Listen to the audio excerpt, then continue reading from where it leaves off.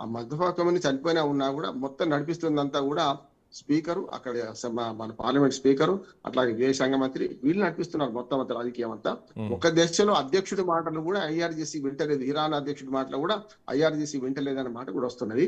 కానీ వాళ్ళు తెగించడానికి తెలంగాణలో మన సావిత్రి తెగించడానికి తెడ్డేలింగం అని సమస్య లేదు, వాళ్ళు ఎట్లా సావడానికి సిద్ధమైంది. కానీ అమెరికా అట్లా కాదు కదా.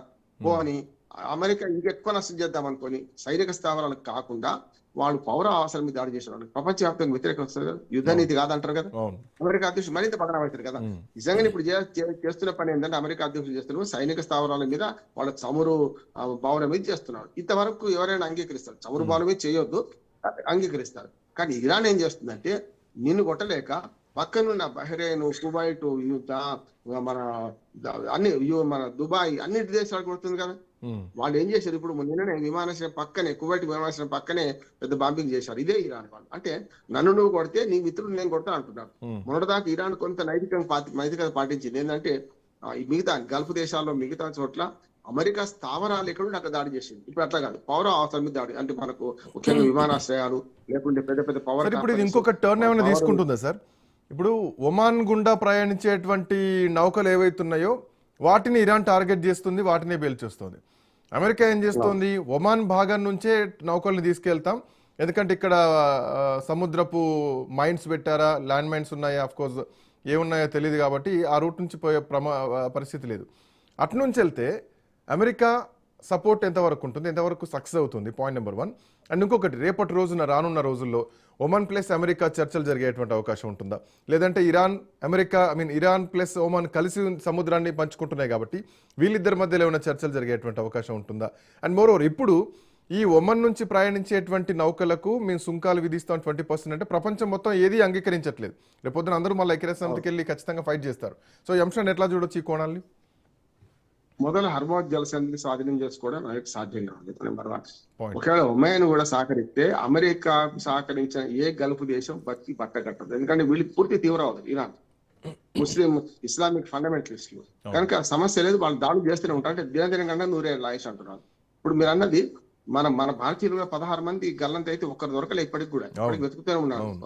మన ఒమాన్ ప్రాంతంలో మన దాడి చేశారు వాళ్ళు, అది వేరే జెండాతో వస్తుంటే మన భారతీయులు ఉన్నారు, మనం వెంటనే నిరసన వ్యక్తం చేసినాం. మేం చేయలేదు అంటున్నారు. చూస్తున్నా ఇప్పుడు మొత్తం దాడులన్నీ కూడా మొదలు ఒప్పందం కుదురుతున్న క్రమంలో చేసిన దాడి ఇజ్రాయెల్ చేయలేదు, అమెరికా నేను చేయలేదని, మరి దయ్యం వచ్చి ఖాయం పెట్టింది, ఎవరు చేసినట్లు లెక్క అనే సమస్య వస్తుంది కదా.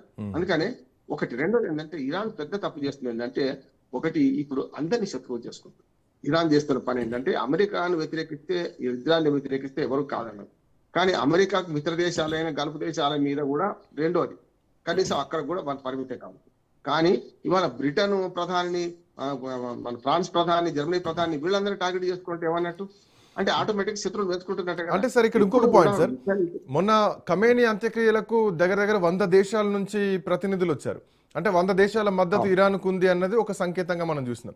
ఇప్పుడు మీరన్న పాయింట్ చూస్తే కనుక ఇరాన్ అందరితో శత్రుత్వం మెచ్చుకుంటుంది.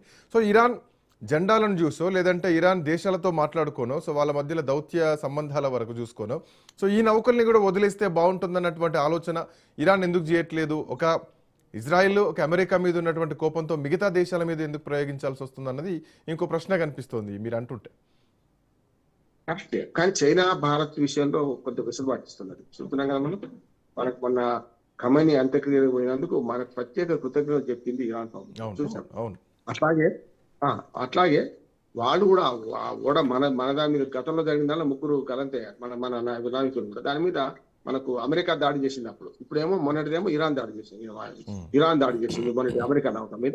గతంలో అమెరికా దాడి చేసినప్పుడు మనం అమెరికా ప్రెసిడెంట్ తో అది ఎడముఖ మన మోడీ గారు చూపించారు. తర్వాత కలిశారు, కానీ మొదట్లో ఆయనతో మాట్లాడడానికి చేతులు చేయగలుగుకోవడం, దగ్గర తీసుకోవడం చేయలేము. మోడీ చూశారు కదా మొన్న G7 దేశాల సమావేశంలో. కనుక మనం వ్యక్తం చేసాం. ఇక్కడికి వచ్చేవరకు లేదంటే వాళ్ళు కనుక ఏదైతే ఇప్పుడు హర్మోజ్ జలసంధిని స్వాధీనం చేసుకుంటాం అనేది కల్లా అంటున్నారు. చేసుకున్నా కూడా రేపు పొద్దున ప్రతిరోజు కష్టమే ఉంటది. ఇరాన్ చేస్తున్న పని ఏంటంటే ఎట్టి పరిస్థితుల్లో ఒమన్ ఒప్పించుకొని మన ఇద్దరం వసూలు చేస్తున్నా, అది కూడా సర్వీస్ ట్యాక్స్ మాత్రమే అంటున్నారు. కనుక హర్మోజ్ జలసంధి ఒకవేళ ప్రాణవాయువు ఇరాన్ కు అది కనుక అప్పచెప్పబడితే, అది చెరబట్టబడితే ప్రతిరోజు యుద్ధం ఇంకా పెరుగుతుంది, తక్కువ కాదు. Right, thank you sir, thanks for joining. So సముద్ర చట్టాలకు వ్యతిరేకంగా టోల్ ట్యాక్సులు విధిస్తే ఖచ్చితంగా దీనిపైన తిరుగుబాటు చేస్తామని ఇప్పటికే ప్రపంచ దేశాలు కూడా రెస్పాండ్ అవుతున్నాయి. రేపు పొద్దున ఐక్యరాజ్య సమితిలో కూడా దీనిపైన మాట్లాడుతూ ఉంటున్నారు. వాస్తవానికి సముద్ర చట్టాలు ఎక్కడ కూడా టోల్ ట్యాక్సులు విధించేటువంటి వ్యవహారం లేదు. ఇరాన్ సుంకాలు వసూలు చేస్తూ ఉంటున్నారు. అటు అమెరికా 20% సరుకుల మీద వసూలు చేస్తూ ఉంటున్నారు. సో ఇది అమెరికా చేస్తున్నటువంటి విషయంలో ఇప్పటికే అన్ని దేశాలు కూడా ఖండిస్తున్నాయి. బట్ ఏదేమైనా కానీ యుద్ధం మాత్రం ఇంకా తీవ్రతరమయ్యేటువంటి అవకాశాలే ఉన్నాయి. రానున్నటువంటి రోజుల్లో ఇంకా చమురు ధరలు పెరిగేటువంటి పరిస్థితులే కనిపిస్తున్నాయి. చూద్దాం ఎట్లాంటి పరిణామాలు అవుతున్నాయి. That's all for now.